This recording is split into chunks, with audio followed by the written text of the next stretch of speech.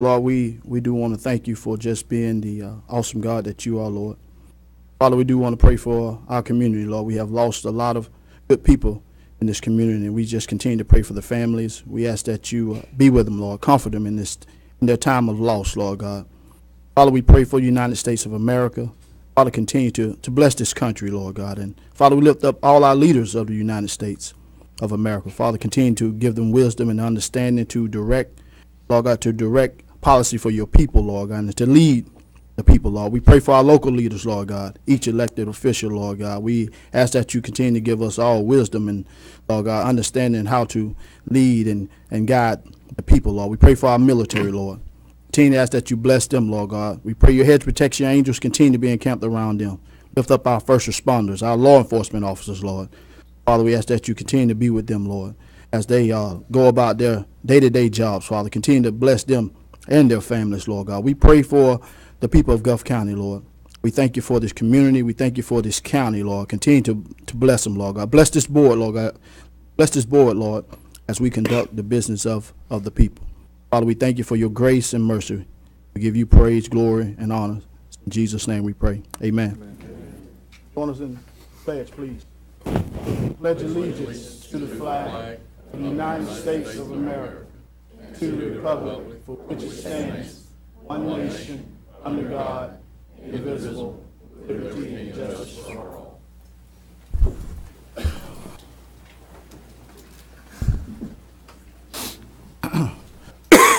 Good morning to everyone. I'll take this time out to welcome you to the July 24th, 2018 Board of County Commissioners meeting. At the end of the meeting, if there's anyone who would like to come before the board, we have a time set aside for anyone in the audience who would like to come before the board. Please see the form right behind Mr. Whitfield and Mr. Joe Paul. They'll fill it out for us, and you will be allowed 3 minutes as an individual or 5 minutes if you're representing a group or a business.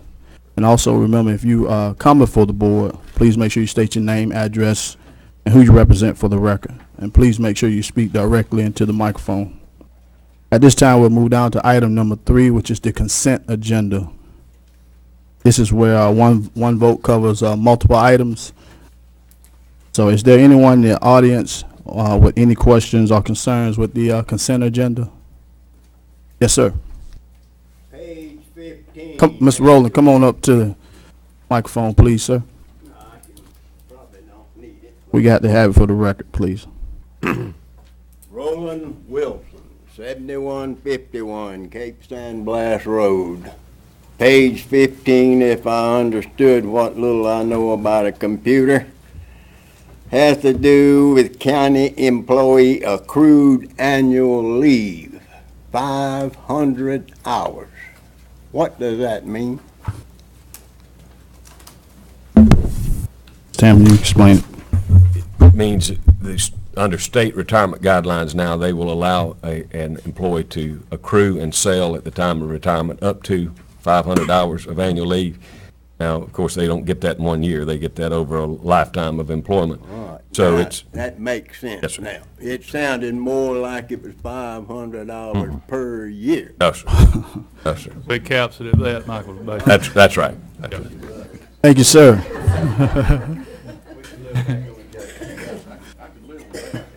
Application. Yeah. All right, is there anyone else in the audience with any questions or concerns with the consent agenda? If not, then we'll turn to the staff. Any staff members with any questions or concern with the consent agenda? From the staff board members, are there any questions or concerns? Board members? If not, I entertain a motion that we accept the consent Mr. Chairman, I move we accept the consent agenda as presented. All right, got a motion by Second. Commissioner McDaniel, second by Commissioner Rogers. Any further board discussion?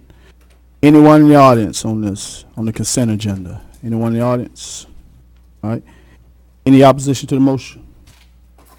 Motion passes 5-0 to accept the consent agenda.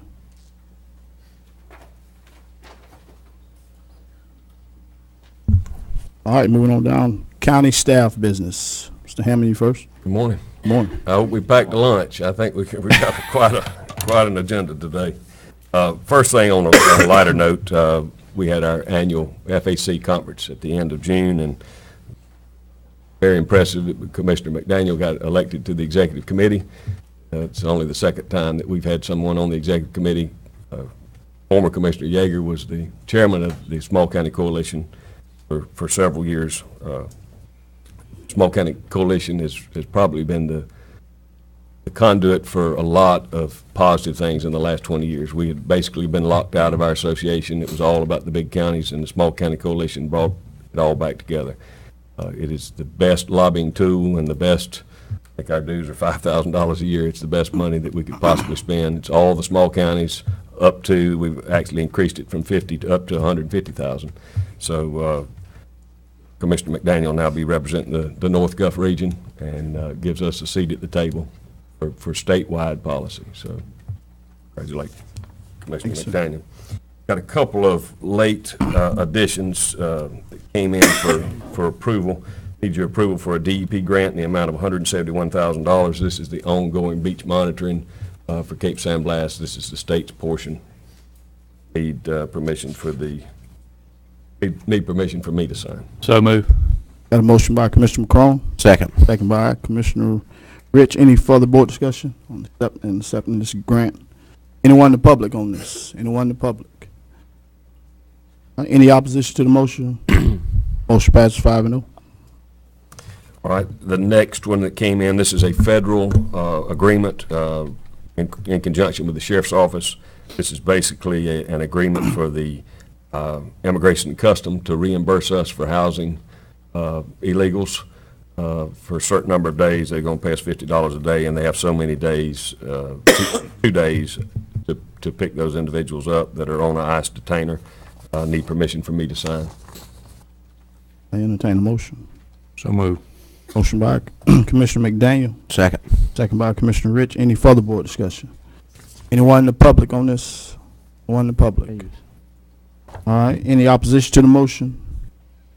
Motion passes 5-0. Received a letter this morning from the city of Weewillhitchka. City Commissioner Pettis is resigning from the ARPC board. So we need another city representative. They are nominating to you for Johnny Paul, Commissioner Johnny Paul, to be appointed to the ARPC. Would be my recommendation. You need a motion to. So move. I got a motion by Commissioner McDaniel. Second. Second by Commissioner Rogers. Any further board discussion on this appointment? Anyone in the public on this appointment? Any opposition to the motion? Motion passes 5-0. We had a request, again, that came in this morning to change a road name in Sunset Village from Westview to Seaglass Way. We also have documentation, all the homeowners on that road have signed off on that name change. Did not get a chance to talk to Marshall or Ben. I don't believe it violates our ordinance. I know we had a lot of problems with that in the 90s with changing road names, but I see no reason. Commissioner Rogers doesn't have a problem with it if the board would like to change that name. Okay, do we need to bring Mr. Marshall up or something? You know, If he would like any to comment. it's okay. All right. All right, I entertain a motion. So move, Mr. Chairman. Second. Motion by Commissioner Rogers, second by Mr. McCrone. Any further board discussion? The attorney will have to advertise, I believe, to follow through, but this will start the process. Mr. Chairman, may I be recognized? Yes, sir. Go ahead, Mr. McDaniel. Thank you.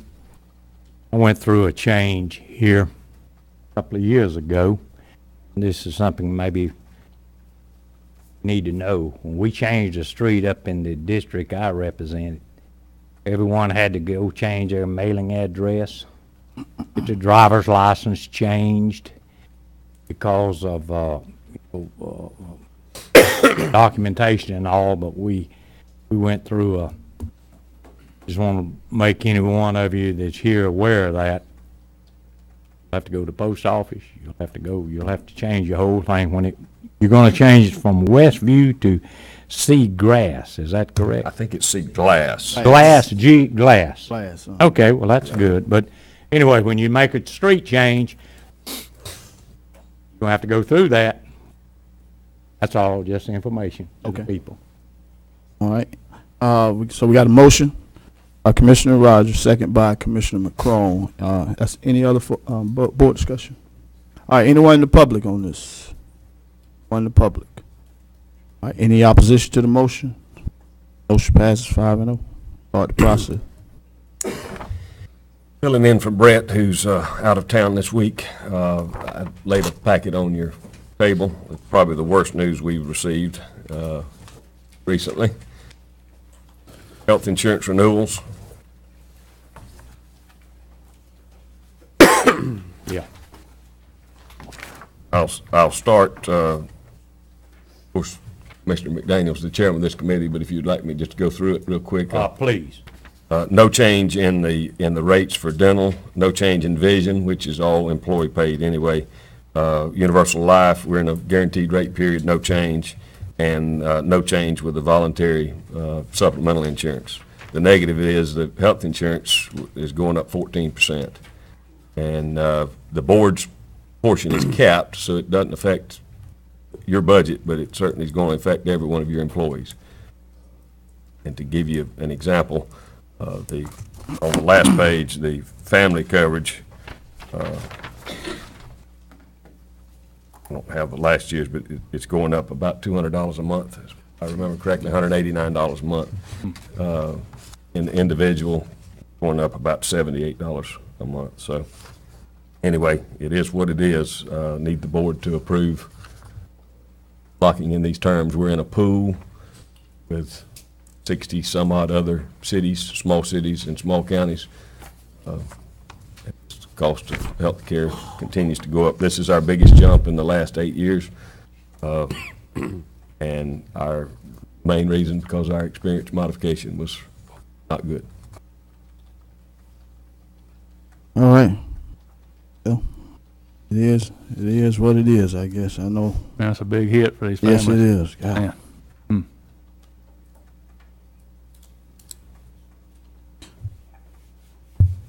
All right. I guess there's nothing else we can do, huh?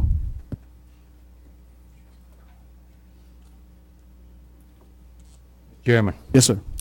let me make a comment on that. Ladies and gentlemen, I've served as the chair of the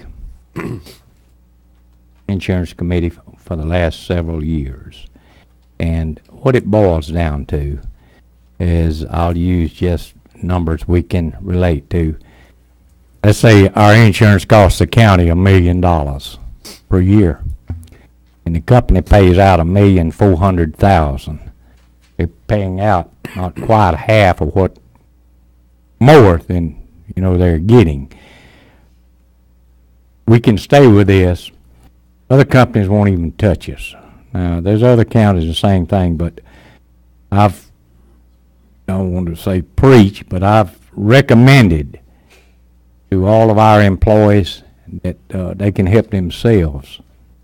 And we have wellness programs. We have a representative with the Florida Department of Health here today. People can have their blood pressures checked, their cholesterol's checked. They can watch their eating habits, and they can help themselves some. But it's not me, it's you, the ones that's causing the problem, and that's not true. It's a whole group. But some things we can't help: heart attacks, or the terrible dreaded disease, cancer, or diabetes can come on us. But we could help ourselves a little bit, but we don't have any choice really here with this. This is, I think, the largest, Michael, I think since I've been over the chair of this is the largest hit we've had. But we put out, insurance companies have put out way more than they've taken in, and they're not in the business to lose money. We all know that, our homeowners and our car insurance and all that. But, Mr. Chairman, I just wanted to Okay. implement that. Appreciate it. Thank you, sir. All right. I guess I entertain a motion. So moved. I got a motion by Commissioner Rich, Second. second by Commissioner Rogers. Any further board discussion on this insurance? Anyone in the public on the insurance? Anyone in the public? All right. Any opposition to the motion? Motion passes 5-0. Now for the fun part, Time to talk about Leave No Trace. Lynn, if you've got that, I see Mr. Traylor's here and Kelly's here. Prior to 2 weeks ago, I believe we'd had 5 complaints all year on Leave No Trace. In the last 2 weeks, I have been inundated by complaints about Leave No Trace, and basically I'm here for direction from the board, and I'm going to give you a recommendation at some juncture. The biggest complaint that we have centers around right here. It's called Barrier Dunes. I'm not aware of a higher density development in the 5 counties to our north or to our east than Barrier Dunes. It's roughly 20 acres. A couple acres of that is water, and it is a 199 unit development. It was put in prior to the comprehensive plan and the LDRs, and it exceeds current density 5 to 1. On any given weekend, if you just average 5 people in each of those 200 houses, that means there's 1,000 people in that little tight area. I had Jessica do some work. On the screen, you'll see how little beach that they have at Barrier Dunes. The entire width of their beachfront is 763 feet. So you get somebody coming down paying $5,000, $6,000, $7,000, $8,000 a week to bring their family to the beach, and they have 763 feet of beach in front of that development to split between 1,000 people. It doesn't work. So the complaints we're getting, and most of the complaints that I got, it evolved into anti-beach driving. It involved folks wanting a private beach. It involved they didn't want anybody on the beach. But I'm certainly getting the call from the other side, which is we move our chair, we don't have a spot, and which gets us back to the whole point of Leave No Trace. I was against it. I didn't talk against it. But personally, I was against it because I thought it was an overreach for the county to claim authority over property as wide as we did. We claimed basically from the toe of the dune all the way to the water. We had never claimed that before. We'd used customary use. We'd used mean high water. We had used all different things, and it varies so greatly. This is a fairly tight beach in depth. You go to Indian Pass, you may have 200, 250 feet from the toe of the dune to the water. So we're telling a property owner that's paying $10,000, $15,000, $20,000 a year in taxes that he can't use hundreds of feet of his property. It's not affecting the flow of the beach or beach driving or people using the beach. To put up a tent. The other problem is most people, especially the ones that call, have never read the ordinance, and they're reading things into it that's not. Under the current beach, Leave No Trace beach ordinance, you can have a tent on the beach all night long. You can have it there for days, as long as it's attended, as long as you don't leave it. The other problem we have is this, and this is what folks can't seem to grapple with. Leave No Trace is written that you can have your property on the beach until an hour after sunset, and it can be on the beach an hour before sunrise. We can't legally drive on that beach after sunset or before it's been cleared by the Turtle Patrol, which is usually, Billy, 9:30. So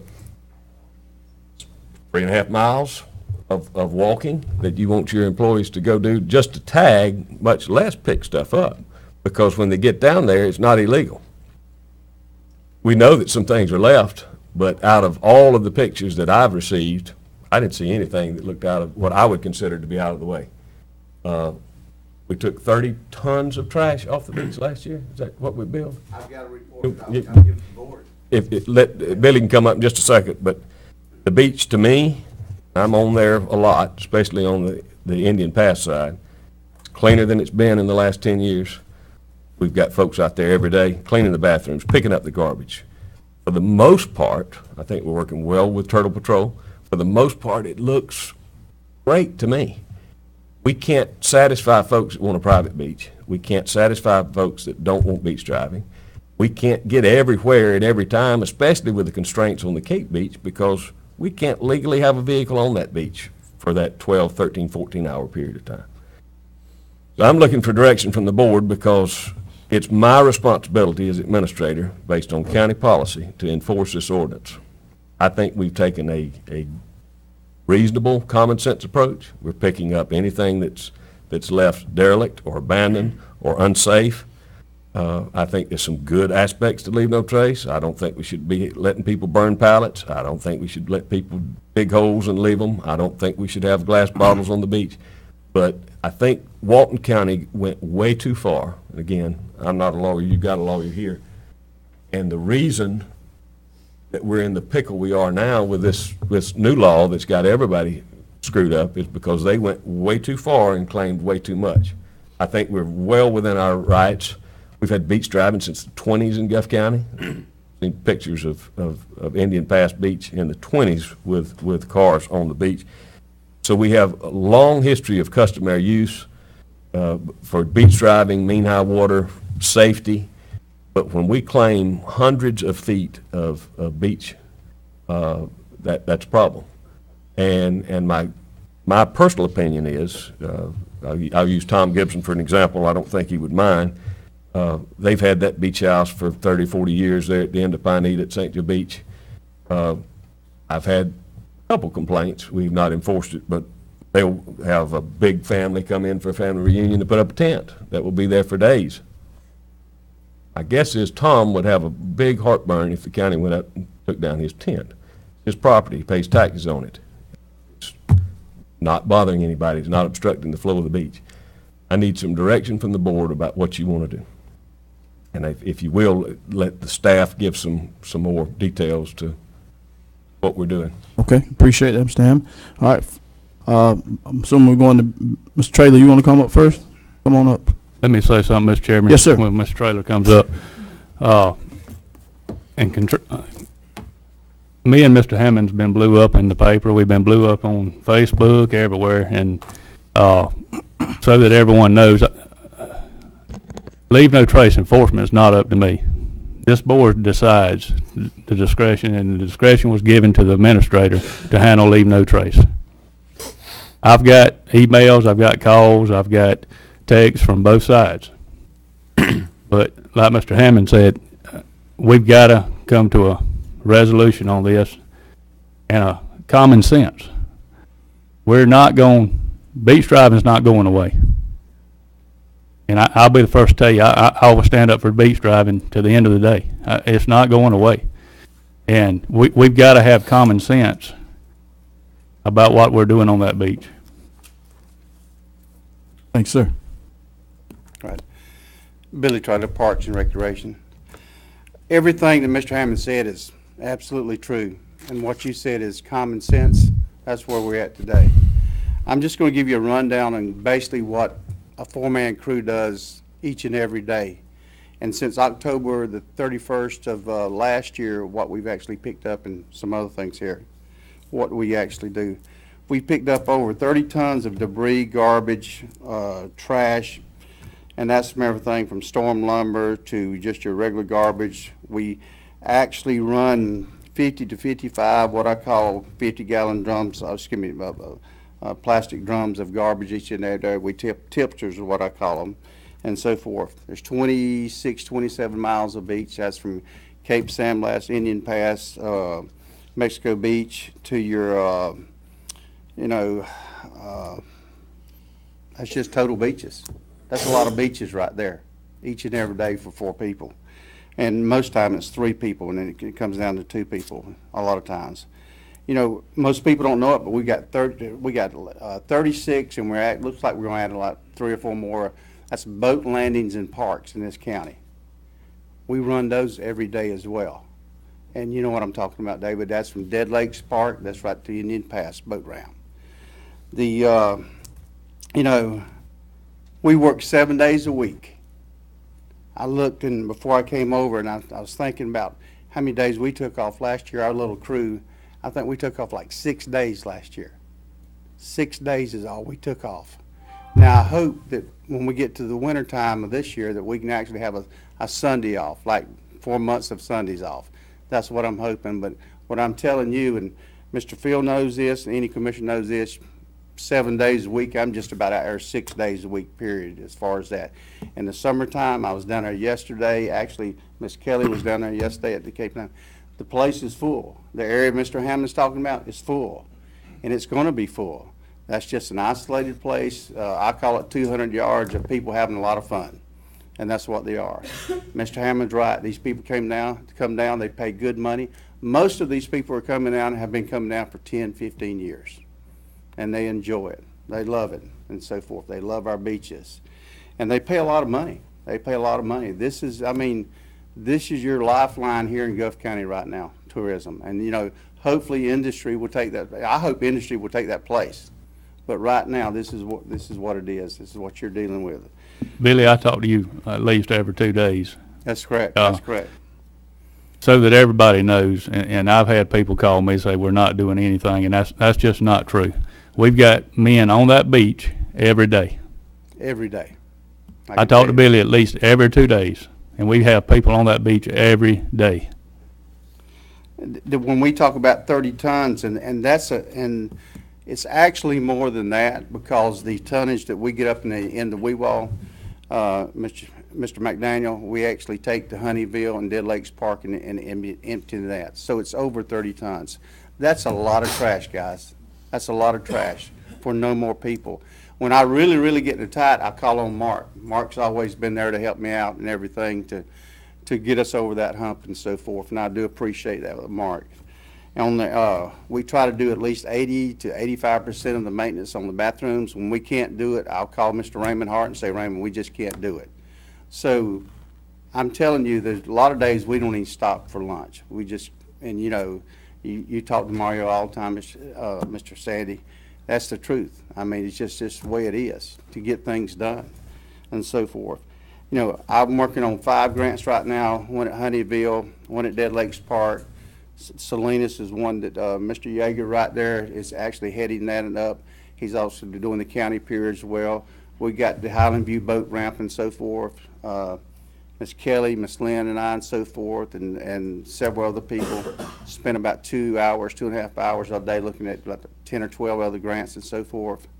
What I'm trying to get to is that our staff of 3, 4, 5 people, we're doing as much as we can.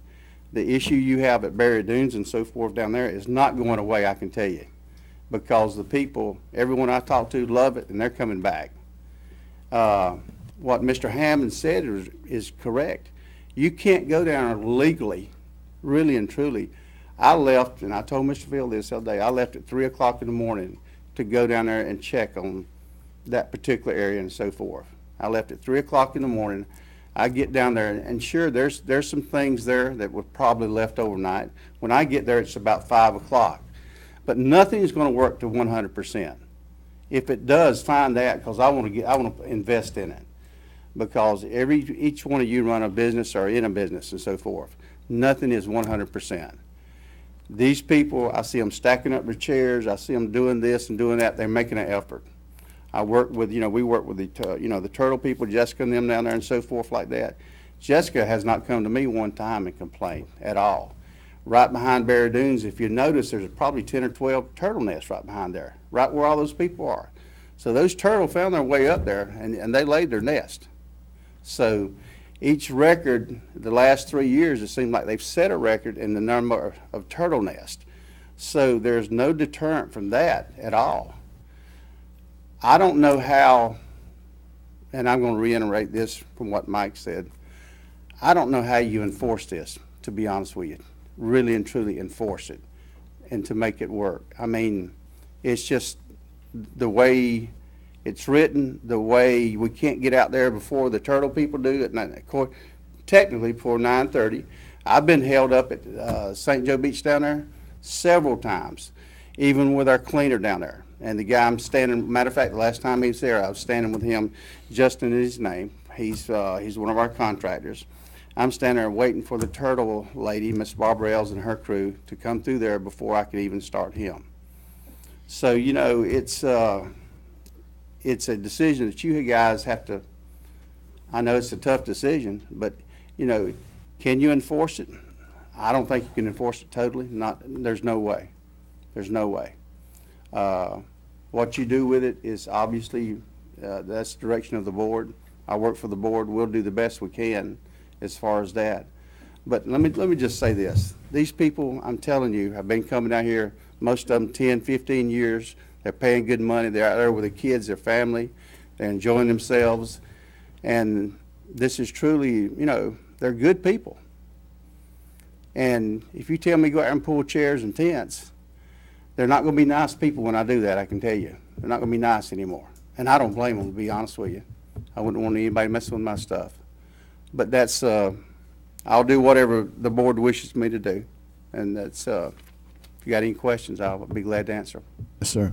Any questions for Mr. Traylor? If I could, Mr. Yes, sir. Chairman, Go ahead. and we all know, if you go through Port St. Joe, you look around, we've got more people than we've ever had. And we're going through a transition, no doubt about it, but what is the answer? So I'd like to hear from the rest of the board. Kelly may have something to say. Okay, all right. Come on up, Ms. Kelly. Good morning, Commissioners. Good morning. I think Mr. Billy and Michael, Mr. Hammond have covered a lot of the hurdles that we have in talking about the enforcement of the Leave No Trace, and certainly the staffing issues that we have. If you guys wish for us to enforce it, we would definitely need to talk staffing or contracting it out. Just to speak on the calls that we've had, it was a handful of calls and complaints that we got. Most of the people seem to be happy with it. I've spoken to some of the larger management rental companies just to see if there were visitor complaints. None of those are happening. So speaking to the economy and the economic development part of it, and those people are satisfied. We certainly will work to the pleasure of the board. So whatever you instruct us to do, we can make a plan. Okay. All right. Let me say something to Mr. McCrone, if you don't mind. Go ahead. He and Yes, I, sir. we talk on a regular basis, and I tell Mr. Field that the complaints that I get and so forth are from a small group of people, a very small group of people. I'd say 95% to 98% of these people are very happy and excited about being in Gulf County, about being at Indian Pass or the Cape or St. Joe Beach. They're just tickled to death. So I'm going to leave that with you right there. Okay? Thanks, sir. All right. Mr. Traylor, Mr. Chairman. Yes, sir. Mr. McDaniel, go ahead. I'm all over this county. And I want to commend you and your staff. I know you've been threatened, you've been talked to in derogatory ways, and I commend you for what you're trying to do. But you hit the nail on the head. It's about that many that's causing all this problem. And don't believe everything you read on Facebook. Let me just put it that way. No, Yeah. don't even fool that mess. You'll be So- better off. And that's the reason I'm here today, because Appreciate it. I read those things and I thought to myself, it's a shame Facebook it can be a very good tool to put out good information, but it also can be horrible too and misleading. Thank you, Thank you, sir. Thank you, Billy. Thank you. Thank you, Mr. Chairman. Any other board members on? Mr. Rich, you guys? Mr. Administrator, Yes, sir. Go ahead. Mr. Hammond, what do you recommend that we amend to the ordinance to make it more user-friendly for our vacationers? I would recommend taking out probably about 30 or 40% of what's in there, the unenforceable area, narrowing the scope we want to keep the beaches open. We want to keep the beaches safe for pedestrians and for beach driving and for our guests. We want to respect people's private property rights, some that want to use it more and some that don't want people to abuse it. Can we amend it to take a common-sense, practical approach? I would hope so. And again, I work for y'all. Y'all tell me what to do, and I'm gonna do it. If you want to enforce it and remove everything, then I will figure out a way to do it if we got to put public works folks on there. The board I don't think that's what we want to do. The board made a conscious effort 10, 12 years ago to go after these tourists. And 3 of us weren't on the board at That's that right, time. or more. 3 or 4? And Michael, 3 of us, when this That's- ordinance was oh, put in that's it. place, we wasn't even on this board, but, I'm sorry. go ahead, I'm sorry. This is a result of the board deciding a decade ago that we had lost all our industry and we wanted to be a tourism-oriented place. And the board spent millions of dollars of TDC tax money to get people here. Well, they're here, and we're full. And we're full not only just in the summer, we're full in the spring, and we're full in the fall, and we're getting more and more full in the winter. And it's a lot of locals are inconvenienced. I'm inconvenienced every time I try to turn left or turn right. I'm inconvenienced when I go to the Piggly Wiggly. But the economy, not only just for the jobs tied directly to this, but the construction jobs, your tax base is all being driven by second homes that people are renting. And it's just, the TDC numbers are enormous, and they're continuing to go up. And they're not only just going up because of new construction, they're going up because of the prices to rent.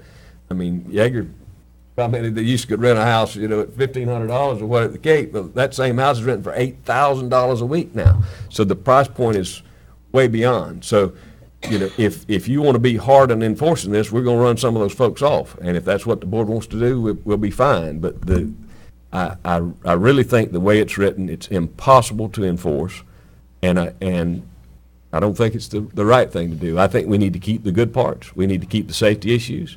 We shouldn't have glass bottles on the beach. We shouldn't have people burning pallets on the beach. We shouldn't have people being unsafe.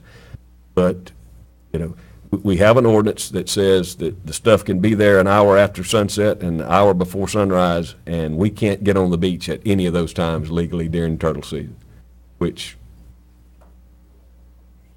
unless you're going to walk and pick it up by hand and haul it 3.5 miles, you're going to have an issue. So, yes, sir, I think we can come back with some common sense areas. And there's going to be a lot of folks that don't like this. I know the Coastal Community Association they're getting complaints from homeowners. But it was amazing. Several of the people that I talked to were out of town when they called, and they hadn't been here lately. They just either saw it in the paper, or they saw it on Facebook, or they heard about it from the meeting, and they're up in arms about it. But it's not a direct result, or it's someone that lives on the bayside that just doesn't like the number of people on the beach and doesn't like any stuff on the beach. And we're not going to solve that unless you run all your tourists off. Because, we're not going to have a private beach, and, I think we've had a good balance. I think it looks so much better. I think we can tweak this, or we can throw it in the garbage. It's totally up to y'all. Y'all just give us some direction. I just need to know where the board had made it clear to Don. I'm doing the exact same thing that Don was doing. If you want me to do something different, I need you to tell me. And Michael, we know we've got to have some form of control. That's correct. You can't go without it completely, but we've got to have common sense about what we're doing. So. I believe common sense is the key word in this entire situation. I know you're, I guess, supposed to be in charge of enforcing it, but you can't enforce it from your office. You're going to have somebody else to enforce it. So that's impossible for you to do, I believe. If you tell me to enforce it, then we'll be out there enforcing it. Well, I understand, but Mr. Novak, do you recommend that we amend this in a way that we can all, I guess, be more efficient with it? Yeah, Commissioner, I don't have any recommendations for the board. I would simply take your direction. You all provide me with that guidance, and I'll come back to you all with a red line version of the ordinance for you to consider during public hearings. In terms of the enforcement, so you need to go notice the public hearing. It's a county law, and you all need to have a public hearing, decide what you like about it and what you don't. It may take more than one meeting. The evolution of the Leave No Trace was over a 3 or 4 year process. So if there's things in there that we come back to you all with the staff's recommendations, and then the commission will let us know what works, what doesn't. If you can ratify something during that meeting, great. If not, we can certainly have another public hearing. But as Mr. Hammond indicated, the ordinance as it's written right now will provide you a marked up, and we've fielded each of your individual comments every week, every month, and we'll incorporate those comments into the revisions. Come back to you all with something. All right. Any other board members? So in order to get this process started, if we're going to tweak it 30%, 40%, whatever we we need a motion to, Advertise for a public hearing at the next board meeting to adjust, take into consideration changes to leave no trace would be my suggestion. all right, so I entertain a motion. So moved. I'll make the motion, Mayor. I got a motion by Commissioner McDaniel. You want to second it? I'll second it. Second by Commissioner Rich. All right. Any further board discussion? So we're gonna tweak this and work on not completely gonna go away. We're gonna tweak it and, okay, My recommendation. yep. All Okay. right. All right, all right, anyone in the public? Here we go. All right, come on up, Dr. Hart.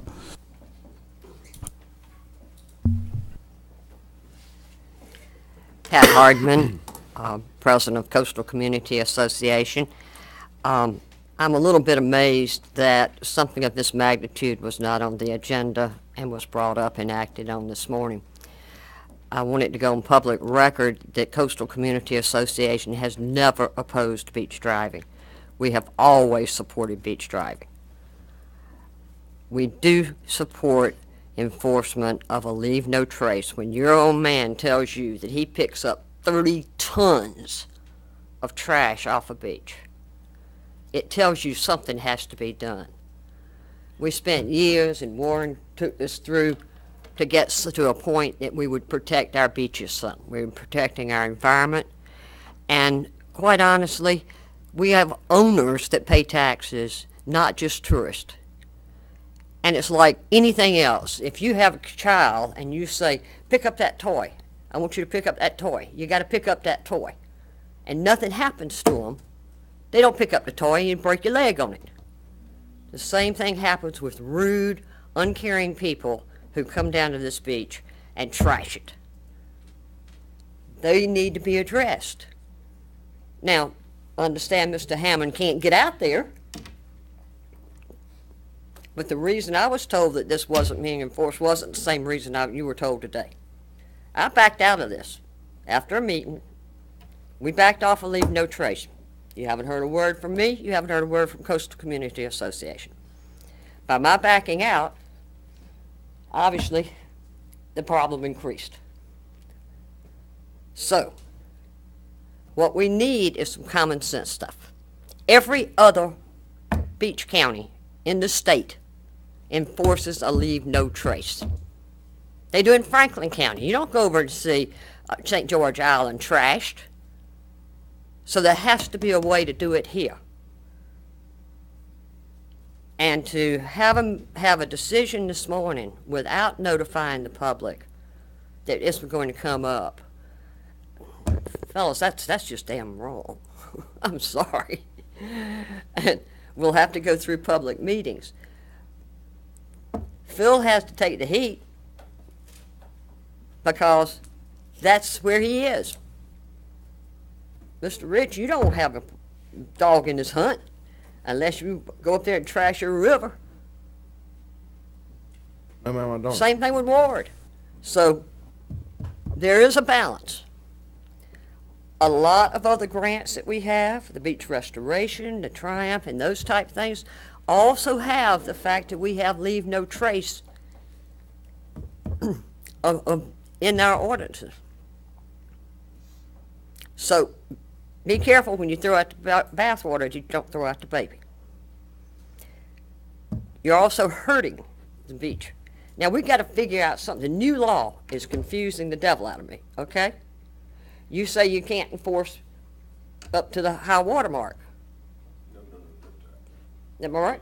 Correct. I think the new law problem is, I think that Walton County said that they had control basically to the toe of the dune, which can be hundreds of feet of beachfront property. I do not believe that is customary use, and I don't believe the county has the authority, Gulf County or Walton County, but that was what was struck down. And then it was so overreaching, only applied to Walton County, but it was so overreaching that they basically created a private beach, which kind of went against customary use of being able to walk across it, and you had people fencing off and whatnot, so it caused a disaster. But it was a response to a government overreach saying that a private property owner didn't have the right to that. I think customary use, wherever that imaginary line is, but it is a line for beach driving and whatnot, and mean high water are things that we could certainly hang our hat on. And Dr. Pat, what we're saying is presently it's not working. You know that, I know that. According to, Let's make it I agree with you, but we've got to come with common sense and get something that does work. We hear about this every year, at the same time, every year, We've been doing every about year. it 10 years. How long? We were. You know, Here's and I hear both sides of it. I hear both sides. I get pictures every day from people that don't want beach driving. They live on the water. They don't want to walk out the back of the house and see somebody driving on the beach. I hear it every day. It might not be coming from you, but I hear it every day. It's coming from some of your people. And I hear it every day, Doctor. Your people. Well, you know what I'm They saying. vote for you. I know. But what I'm saying, a lot of them didn't. But what I'm saying, every day, that I hear it every day, that they don't want to walk out the back. They don't really want to see tourists. I'll be honest with you. I know. You know, so what do you do? I just got one final, okay? Hold on. We got a motion to extend. So move. I got a motion by Commissioner McCrone. His second. Second by Commissioner McDaniel. Okay, what we Go ahead. need is to try to work out something logical. We need somebody to define for me. I'm a front water property owner. Where does my property stop and the county have authority? Right now, by that state law, I think it says mean high water. So, before people go crazy and go out there and start grabbing stuff off the beach, we need to have some definition of where we can do what. Now, the problem is where you got concentration. So, what we might not be legal, but we did it anyway. In our subdivision, we have front water properties, 5 front water properties. All the front water properties agree. Our homeowners association said, anybody that leaves anything on the beach, period, will be fined by the homeowners association. I got a clean beach. It has been clean all summer. Now, we don't have that type of concentration, but what can those people in that area do for themselves that's legal? Some of this has to come to play. I don't think government's very good at doing much of anything, quite frankly, particularly something like this. Not y'all, just government in general. So we need to come up with some solutions and what can people do to help themselves that doesn't get them in trouble too. Okay? Thank you. I would like Jeremy to explain the law, because he's prepared to explain that about the difference between Wakulla County, but I don't think Dr. Pat and I are very far off. But what we cannot fix is this, and this is what my biggest argument with the folks that I dealt with, and most of which were not rational. And I say that respectfully. They're taxpayers. Most of them don't live here, but they want a private beach. They don't want beach driving. They don't want anybody in front of their house. They don't want anything left. And I take the approach that when people take the top off their tent, that they move their stuff as far seaward as they can, that they leave their chairs stacked, that it is neat. I saw 15 or 20 pictures that were shown, none of which were illegal because it was daylight, but I only saw one that had any piece of trash or anything that looked trashy or whatnot. It's just people using the beach. And most of these folks are renting from property owners that are renting to them for thousands and thousands of dollars a week, and they want them to use the beach. The problem is there is a certain segment, and I'm certainly not saying you, and if I said that you were against beach driving, I want to apologize because I never intended to say that, or your association, even though you have some members that are. I hope I've never said that. But there is a certain segment of the folks, and I sympathize with them, that have their piece of paradise and don't want all these tourists here and don't want all these other things, beach driving and whatnot. And I can't balance that if the board doesn't tell me what you want, because I'm going to always side on the common sense, what I consider common sense, less is more. And if they're doing something illegal or something dangerous or something that's got life safety, then I'm going to be all on it. If it's something that's rational and common sense, then I'm going to be lax. If Jeremy could give you the... Go ahead, Mr. Novak. Commissioners, just one thing I want to respond to Dr. Pat. I know her comments and with regards to the process and being critical of the commission, about how it came up today. all your ordinances come up the same way, which is there's an issue, you discuss them, and then you all take action and direct the staff to work on it. So today is just the beginning. You're going to have public hearings, as Mr. Hammond has indicated, and I told you I would notice. So this is the beginning of a process. If you identify a law or an ordinance that doesn't work, we need to notice it. So Dr. Pat, the Turtle Association, the residents, the visitors, everyone has an opportunity to come and speak to the issue. So there's no law changes today. Nothing's been changed. All you've done is authorize the staff to go notice a meeting and start identifying potential issues you can discuss. With regards to the law, there's some comments about the overreach. The governor's already signed an executive order providing further direction on this House Bill 631. Some of the comments in there is he's asked the state agencies to go back and look at this through the end of this year. I think they've identified that the issue is not resolved. The Sandy Shore Doctrine's 150 years old, so it's older than all the counties. It goes back to Florida's inception, which is everyone in Florida has the enjoyment and use of the waters and the shoreline of Florida.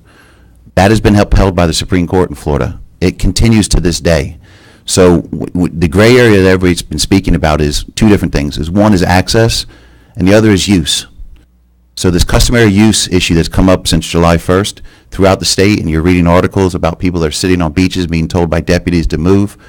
Those are other places. They're grappling with that issue. Gulf County has ordinances or local laws that we put on the books that go back decades.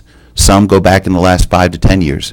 The laws that you have all adopted apply to areas in this gray area that I'm speaking of. You're talking about the toe of the dune. Does the owner own to the mean high water?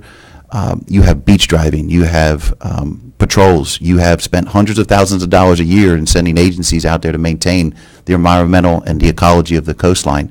So all the laws that you adopt is trying to strive to find a balance. And if you all go back and look at the county commission when they adopted these ordinances, it started like a lot of other ordinances, which is the far extreme, which is nothing left on beaches. And then after a series of many public hearings, they came to an issue where they said, listen, this is something that we can live with and hopefully we can practically apply it. The enforcement and the application and the practicality of this ordinance, if that is the issue, then we're going to go back and visit that. It's not unique to Gulf County. As Dr. Pat said, all the counties along the coastlines in Florida are dealing with it. The House bill that was adopted has already been, I wouldn't say peeled back, but it's been revisited by the governor through his executive order, and he's provided state agencies, and I think it's a notice to all the counties to revisit it and look at what works and what doesn't. So I think what we're doing is exactly what everyone else is, which is to look at what works in Gulf County on our local books, come back to you with recommendations, hear from the public, and see what you can do. I know year after year we've had public town hall meetings with the TDC, and each year the issue came up of about enforcement. And what can the county afford? What can the county do? The first couple of years, the actual ordinance speaks to the education and information of visitors to Gulf County. It actually speaks to that in the ordinance and talks about the TDC and the private partners all taking an effort to educate the community and the people that come here about what we strive to in the Leave No Trace. Now that we're a couple years into that, there obviously is the calls to step it up. The step it up part is the resources. And I know each year on your budget sessions, the commission has grappled with what do you fund it with. You've heard from Billy today talk about how they're taking 30 tons off the beaches. So you are spending the resources. It's just how much more you've heard from Kelly as to what is needed. That all can be part of that discussion in the practical approach of that ordinance. The ordinance as written right now will come back with staff recommendations. We can address it. Right now, the way we balanced that ordinance 4 years ago was there was a compromise amongst the commission that was not seated today, that the private landowners could take their own personal property back to the toe of the dune. Prior to that discussion for 3 months, they talked about issuing tags to visitors, to rental agencies, and to private landowners. And you can imagine the discussion amongst your predecessors about the confusion, the cost, and the chaos caused by that. So what they ended up with is the current ordinance that you have, because they couldn't practically apply putting tags, 3 different types of tags on every piece of personal property on those beaches. So what you have today is a result of the TDC town hall meetings and that previous commission, but we can come back to you with those recommendations. And again, the only instruction to the staff and the county so far is to come back with those. There's been no changes to the law. The only laws that have changed are on the state level, and as with the customary use of the beaches and the access.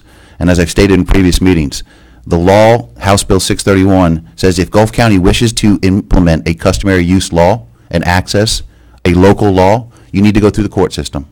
Okay? The statute says there's a proper process. You need to have it judicially ratified. And I said, if Gulf County goes to that, you'll spend many months of public hearings, a lot of money on consultants and engineers, and ultimately we'll petition the court and we'll have a judge sign an order saying it's justified and lawful in what we're doing. Gulf County's never ventured into those waters. I haven't received that direction from you right now. So in terms of House Bill 631, they'll still keep working on it, and Gulf County will keep enforcing our laws. And we'll come back next month with a revision to your leave no trace and have it for public hearing and your comments. Thank you, sir. Yes, sir, Mr. Hammond. And just one thing to add on that, for an answer for Pat, you can tell your folks, the only exception to that is the north of the rocks. We have an ECL line established. So we have an actual legal boundary line of where the public owns and where the private property stops on the Cape, which is different than anywhere else. But so that is one caveat, that the ECL line is a hard and fast, the public definitely owns seaward of that ECL line. And it's not unique to Gulf County. Any of these counties that are dealing with renourishment, Panama City Beach and different ones, Destin, where they take public dollars to put on the private property in front of private property, there an ECL line's established. So. All right, thank you, sir. Any further board discussion? Any further board discussion? Jeremy, nothing changes today as far as the law. From what I understand from Mr. Hammond and Mr. Trailers, they're going to continue to apply the instructions you provided to them. I know that we're coming towards the end of this season. I know Kelly and her staff are dealing with it. But when we come to our next meeting, we'll come to you all with a red line strike-through version and open it up for discussion. And like I said, if it's there or it's at a later public hearing, I know we're going to have, obviously, give the community an ample opportunity to come in and comment to you 5 commissioners as to what they think works and what does not. All right.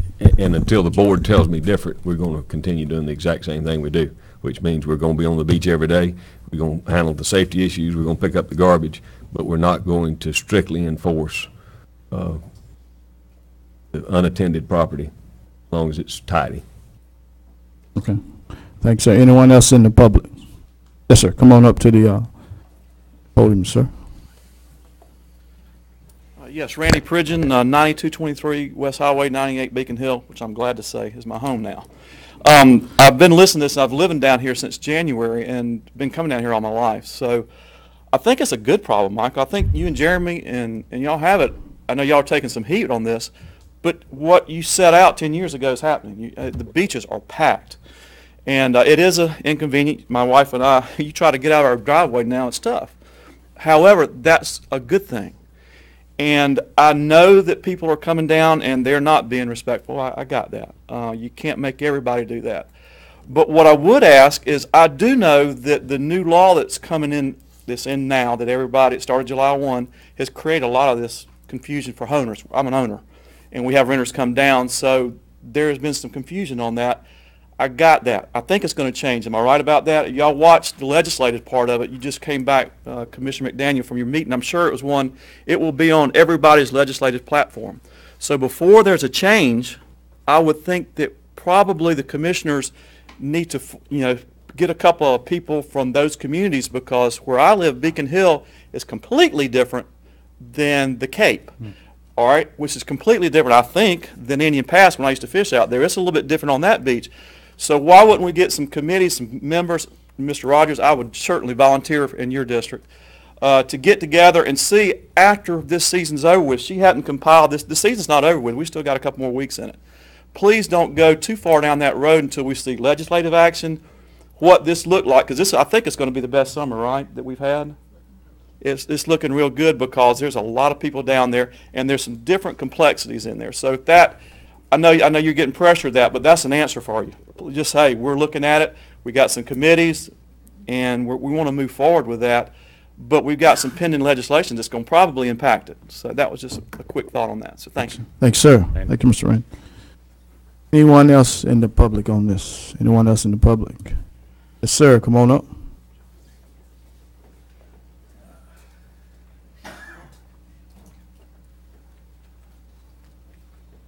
My name's John Fadio. I've lived in St. Joe since 1960. Let me get your address, please. Okay, 1011 Woodward. Thank you, sir. I understand one of the main problems is Billy can't get on the beach before the Turtle Patrol comes through. Is the beach closed to emergency vehicles during that time period too?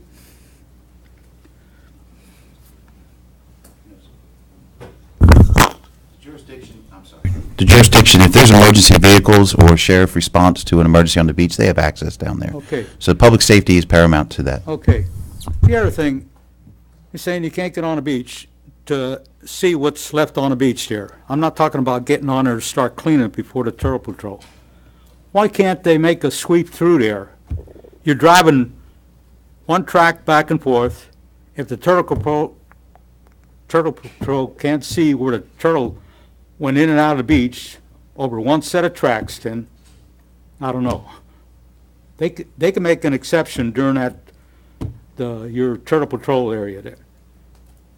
The rest of the year, they have access.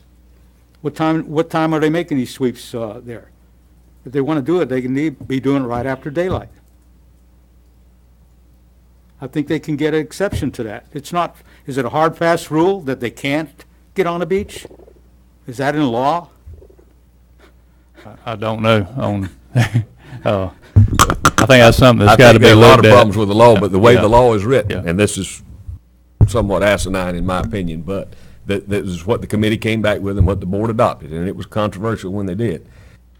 You can legally be on that beach all night if you're Yeah. attending, if you're at your tent, at your chair, at your what. You can sit there and watch the stars all night. That's one issue. Number two, you can have unattended property there until an hour after sunset Okay. and an hour before sunrise. And at this time, sunrise at my house is about 6 a.m., so you put your tent up at 5 a.m. Yeah. Or you could be in violation if you stayed there till 4:50 and then went home at 10 minutes before it changed. So I think the times are off. There are a lot of reasons. I'm not, don't get me wrong, I don't want to be aggressively enforcing this if we Yeah. could get on the beach. But Right. just the fact that we can't get on the beach during turtle nesting season is another issue. I mean, so that's something that's just one issue, but what I'm saying is I don't want to be too aggressive even if we could get on the beach. Right. Well, you could see when something's abandoned where That's correct. one of these tents are just tatters out there and all that, they just left it there and digging the holes. Because I can remember driving on the beach here, and you can't hardly get down some of the areas there where so many trenches and holes there. The other problem that I haven't seen addressed, and I don't know any way to solve this bit there. When you're driving on the beach, you want to be near Hold on one second, Mr. John. the water line. So move. Motion to extend, got a motion by Commissioner McDaniel. Second by Commissioner Rogers. Any opposition? Motion passed 5-0. Go ahead. You are exactly correct. It helps you drive and not get stuck, and Okay. that's what But you here, should when do. people set up right there on a water line, and you've got to go around them then. I don't know any way you can enforce that, but that's just one of the problems, and that's why some people get okay about people driving on a beach. I've had dirty looks and all that, but you can't go right through where they're, got everything set up, and their kids got stuff out there, they got rods set up, and so that's one thing, but you're not driving near the dunes, and your people that are going up and down the beach to clean up, they're not going on the dune line, they're gonna be along the water edge. And I don't see any problem with getting on there earlier to take a look if they want to. And maybe not every day, but periodically, make a sweep. That's it. Thanks. Thank you, Thank you, sir. John. Mr. Chairman, Yes, sir. it may be helpful to the commission and to the public. I think there's no better words. If I can give you the governor's exact statement, and it'll provide the commission and the public some direction as you move forward. It says the last session, House Bill 631 was passed with overwhelming support.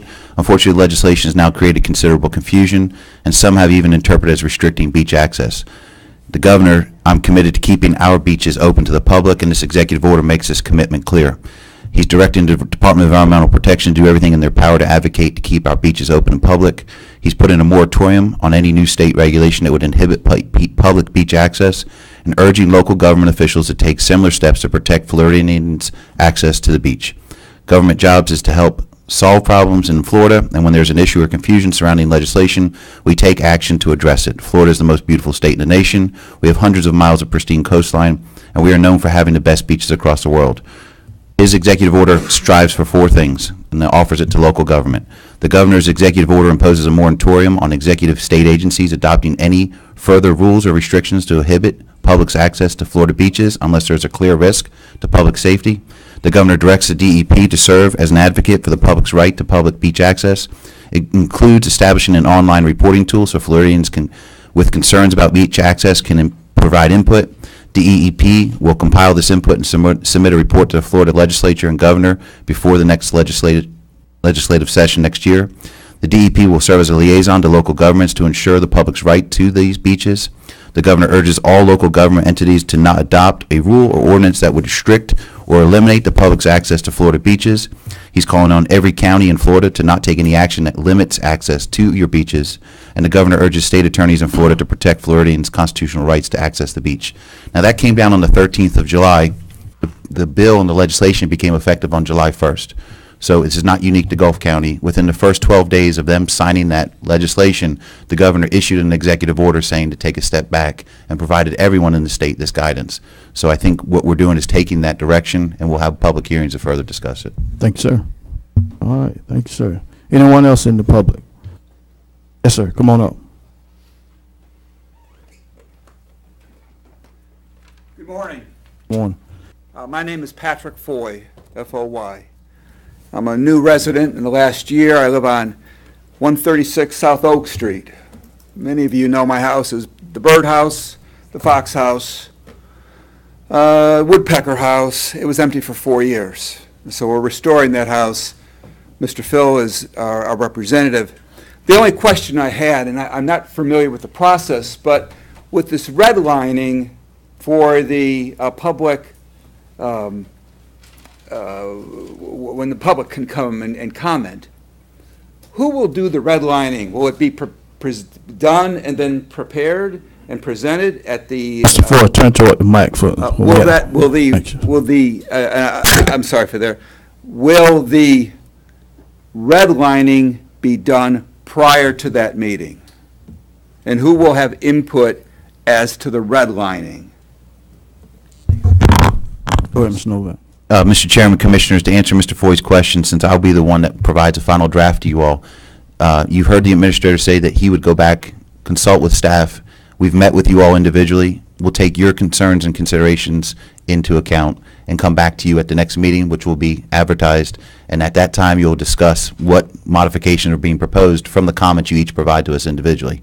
And that comes from administrative staff, and then I will write it. So at presumably the August meeting, that's when you'll have a public hearing to discuss what are proposed changes to the current law.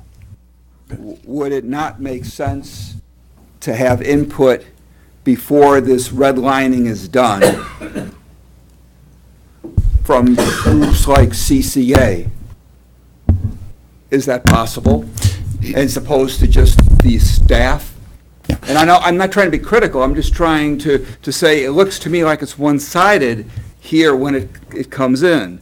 We're going to do this, and then we're going to show you what we've done, as opposed to working on it together prior to that. And I don't mean hundreds, but certainly CCA would be a good representative. No?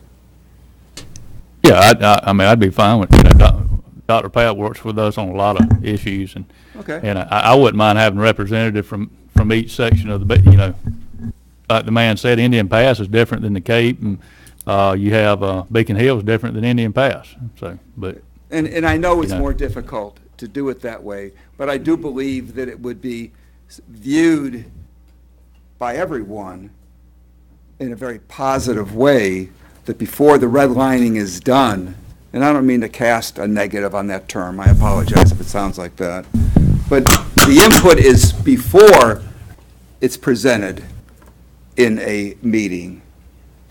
That way, we're working together. Gotcha. I would, at the expense of not getting anything done, I would suggest that we do a workshop, either prior to the next board meeting or a week prior to the next board meeting, to give public input where we can make changes to present that day.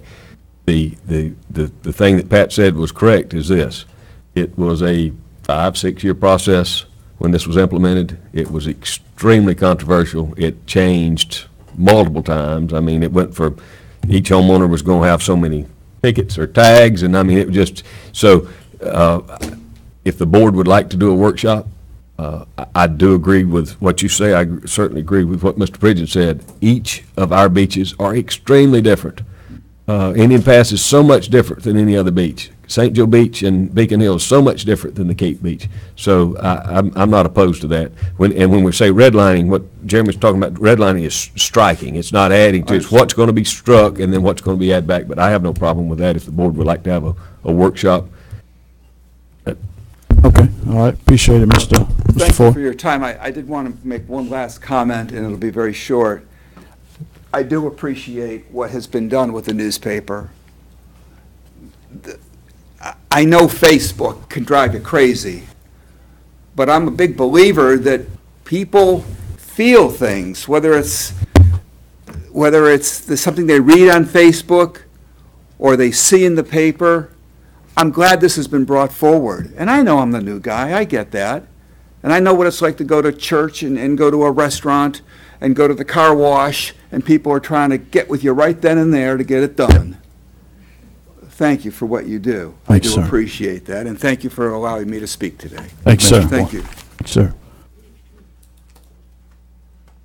All right, anyone else in the public? All right.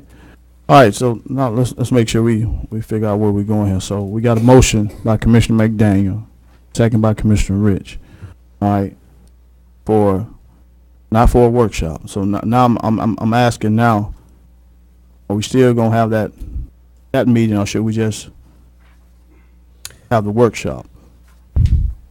Well, we have to have the advertised meeting if you're going to make any changes at your next board meeting. So Okay. I would suggest that you carry the motion, if that's the will of the board, and Then that have we a call a workshop for the Okay. week before, Okay. and staff can have the recommendations, and we can hear from the members of the community. All right, any, Have something to actually vote on potentially at your next board meeting a month from now. I got you. Okay, all right, so let's carry this motion on. Any opposition to the motion?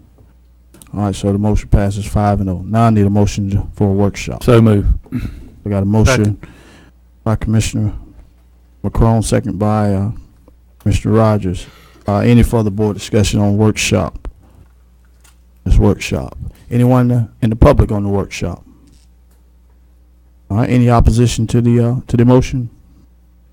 You want a date on that, or just want it to be determined by the administration? We're gonna let the staff, y'all gonna take care of the date and just let us know, okay? Sir. All right, any opposition? All right, so motion passes 5-0. All right, Mr. Hammond, you still got the No, floor? if that wasn't fun enough, the last thing I have, except for cleanup at the end, RV ordinance. Want direction from the board. We're getting a tremendous number of complaints. It's another one that I personally was not in favor of, but we've had, since its implementation, we've had 5 declarations. We've had virtually no enforcement. There's no way for me to enforce the 14 days. You know, if you own a lot that's in the corridor and you bring your thing, people aren't complying with the permits, people aren't complying with evacuation orders. The board, at least on 2 occasions, has waived the evacuation orders. The entire supposed point of the RV ordinance was about life safety and RVs blowing around and you know, doing damage to private property. I disagreed with that. I think it was more that people didn't want RVs. But we've created a situation in Oak Grove. For the most part, the people in Highland View wanted RVs and didn't want to be excluded. The north end's excluded. So we've got all these chopped up sections. We've got some allowable exemptions that people that had pre-existing properties. We have some exemptions for people to rent, some not. So I would like direction from the board about where we're going to go. I'd like to, I put on your platform a couple of the problems that we have. You know, the RV ordinance that we had for 25 years that worked fine, in my opinion, if it had been enforced, was 1 per lot. Most of the examples, especially at St. Joe Beach, of the violations of that were people that had 3 on 1 small lot. And that has never been legal since 1990. So The other problem we have, you look in Oak Grove, and there's a lot of controversy in Oak Grove about the pole barns and the RVs. What most folks are not realizing is this. The original Oak Grove subdivision, I can't read the date. I can't tell if it's 29 or if it's 27. But Mr. Hunter was the clerk of the court, so that was a long, long time ago. But if you'll notice, there are 126 lots in the original Oak Grove subdivision. And every single one of them are 30 by 124 and a quarter. Most of your homes in Oak Grove are lot line to lot line. If they were to burn down, blow away, whatever. We just had an example, one that burnt not too long ago, and you can't rebuild. You got a 50, at the maximum, you've got 15 foot of building area. If it's a corner lot, you got 2.5 feet of building area. So are we going to stack in there 14 foot wide, single wide trailers, or are we going to have RVs? And again, unless you have multiple lots or buy a lot and a half, you're basically saying that these are unbuildable lots if you don't allow RVs and mobile homes. And I would prefer the RV to the mobile home. Right now, you know, it's in the exempted area, and you've had a bunch of complaints. Commissioner McCrone's getting complaints a lot, but they're exempt because you can't go anywhere else on the south end of the county. You have Oak Grove and you have Highland View. So we're looking for direction going forward. This is another one that's a nightmare to enforce for the building department. Who's exempt, who's not exempt, who doesn't evacuate, who does evacuate. My recommendation to you is to go back to what worked for 25 years, which is one per lot. All right, thank you, sir, Mr. Hammond. That's my question. I want to ask, what did we do before we came up with the RV ordinance? And you saying that we only allowed one per lot? One per lot, and that's any habitable structure is one per lot. And It goes back to the LDR, so it that'd be my recommendation. So you think that, you said we, so I'm assuming that's by us passing that RV ordinance, we kind of created this problem. I believe the county commission directly caused this influx. Okay. Because we pushed them from countywide to a tiny area. And again, we exempted, I think it was amended 3 times, but we exempted the entire north end of the county, basically White City North, Overstreet North, and then we went back and exempted some other areas around the coastal corridor. And then we exempted pre-existing lots, and then we exempted pre-existing renters. So I think on at least 4 occasions it has been exempted. And I think part of the problem was, you know, the downturn. You had people that were struggling to keep their head above water. They had bought a $1 million lot and they couldn't sell it for $50,000. But most of what I see of the RVs are nice. Now, I know there's some that are illegal, that were running commercial businesses out of them at the Cape. But, you know, we've also got the $1 million motorhomes that want to pull in too. And I'm looking for direction from the board about where we want to go. What was the present ordinance, Mr. Novak, if you could? Within a mile of the coast, on the affected open water areas, excluding Simmons Bayou, Highland View, and Oak Grove, within a mile of the coastline, RVs are prohibited for anybody for more than 2 stays of 7-day periods over the course of 1 year if you purchase your property after January of 2016. If you owned your property prior to January of 2016, you can get a permit from the county and leave your RV on that property year-round. That's the current status of the ordinance. And it may be passed down to the next generation through deed as an exception provided by the commission. So it's grandfathered in. And if Lee or Brad would like to comment on any of this, I would certainly welcome them. The 2 7-day stays, the permitted occupants, the main thing is they have to be evacuated. You know, they have 24-hour notice, they have to be evacuated. We sent out 80-something letters the first time. The board waived the evacuation the next 2 times. So nothing about this ordinance is being enforced. So we'd like direction on if you want it enforced. That's going to be a nightmare, but we'll do it if that's what you want to do. The other thing is, my recommendation to go back to what worked for 25 years, which is 1 per lot. It would still be prohibited in subdivisions that have deed restrictions and covenants. I think they're prohibited in the city of Port St. Joe. most of your bigger subdivisions, but for the average property owner that bought their property, that wanted to come down on the weekend, that's, it's difficult for us to enforce. All right, thanks, sir. Lee, you want to add anything? Good morning, Mr. Chairman. Morning. Unfortunately, I've had the pleasure of dealing with this for many years, so we always treated it previous in the LDRs just like a home, mobile home, one per parcel, had to be hooked up, septic, sewer, power, just like anybody else. You could not discriminate just because one had more money than the other. My comments when this first come in was, one, you could not enforce it. You don't have the people to enforce it. And it would never work. And today, I still believe that. The one per parcel is the easiest, one page. Everybody's on the same page. Everybody knows the rules. Septic, sewer, power, water, one per parcel. Because I have seen a multitude of RBs that were way more valuable than the homes next to it that were complaining. And that's an issue. Who's to say what one property right can do versus another? So my comments would be, I would recommend on my end, and luckily I'm not building anymore, would be revert to the one per parcel, just like we did for many, many, many years. That worked. Thanks, sir. Brad, you want to add anything? I'm good, I agree. Okay, all right. All right, thanks, sir. All right, board members? Wish of the board. I don't know what this opens up, Mr. Chairman. I don't know what the answer is, but on the flip side, I don't know where we go. But Mr. Chairman, Sir. thank you.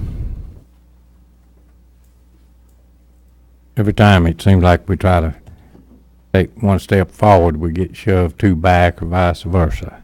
And I totally agree. Districts that I represent are the district, and we have no problem, none whatsoever. I agree with the statement that our administrator made. I went over into the Oak Grove area. I'm not condemning anyone, but I saw some motor homes that I surely can't afford. Pulling vehicles I barely could afford. But anyway, I know these people have money and they're paying. And, you're not going to please everyone. It's impossible. We just went through this long fiasco with the Leave No Trace. As far as I'm concerned, we can go back to the LDRs. That worked. It's simple, worked, but it's hard to have restrictions here, and you can do this, and I can't do that. Just everybody can do their thing, and that's it. Okay, all right. Thanks, sir. I just wanted to give you my opinion on it. So my question is, with a lot of the complaints, what are a lot of people that want us to just ban RVs, period? I mean, is that? I think the original impetus for passing it was wanting to ban RVs. Now, some folks legitimately thought that they were a danger. I think a very small number actually thought they were a danger in high winds, but the argument doesn't fit because we're not making them leave. So they're still the danger. And the ones that are existing, you can have a shed if it's under a certain square footage. It doesn't even have to be permitted. It doesn't have to be tied down. That's a danger. Boats are dangers. I mean, there are a lot of dangers. I think that it was a rush to block RVs from coming into the neighborhood, and that's right, wrong, or indifferent. The ordinance we have is not enforceable as it's currently written. And I think that the economy was going to take care of itself had we waited it out, cyclical. And a strict enforcement of the original LDRs that we've had in place prior to this ordinance for 25 years would have handled the vast majority of those complaints. All right, board members. So I'm sound like I'm hearing we might need to go back to where it used to be. I mean, that's what I'm hearing. Need to have a workshop? Well, I wouldn't recommend a workshop on this, but what I would recommend is that since we're going to kill it, we'll have a public hearing, but at the next regular meeting, and let the public that is opposed to it, and there will be a number, give their opinion, and the board voted up or down, and I'm, again, going to do whatever this board directs me to do. But I don't think this ordinance is repairable. I think we just need to strike it and go back to our comp plan and LDRs, which allow one per vested lot, one per parcel. All right. I guess I need to entertain a motion to have a meeting. So move it to recommendation of the, Go ahead, Mr. Hammond. Public hearing at the next regular meeting to abolish the RV ordinance. All right, so I need a motion that we have a public hearing on it. motion go with the recommendation of the county administrator. Second hearing. Motion by Commissioner McDaniel. And we will have an second- up and down vote at that. Second by Commissioner Rich. All right, any further board discussion? All right, anyone in the public? Anyone in the public? Yes, ma'am, come on up.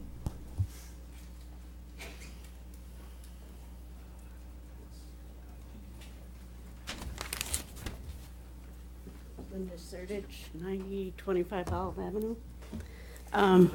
I foresee a 6-hour meeting next month. And I just want to say, if the ordinance stays in, we want to move our RVs. They're worth a lot to us, but we don't know when that 48-hour evacuation starts. And then it's been waived and this and that. And then we get wonderful letters. And so that, if you could fix that, should you keep the ordinance? Okay. Thank you, Ms. Lynn. Anyone else in the public on this? Anyone else in the public? All right. Any opposition to the motion of public hearing on this RV ordinance? Any opposition? All right. Motion passes 5-0. Mr. Chairman, if we could get a 3-minute recess. Yes, sir. Let's take a 3-minute recess.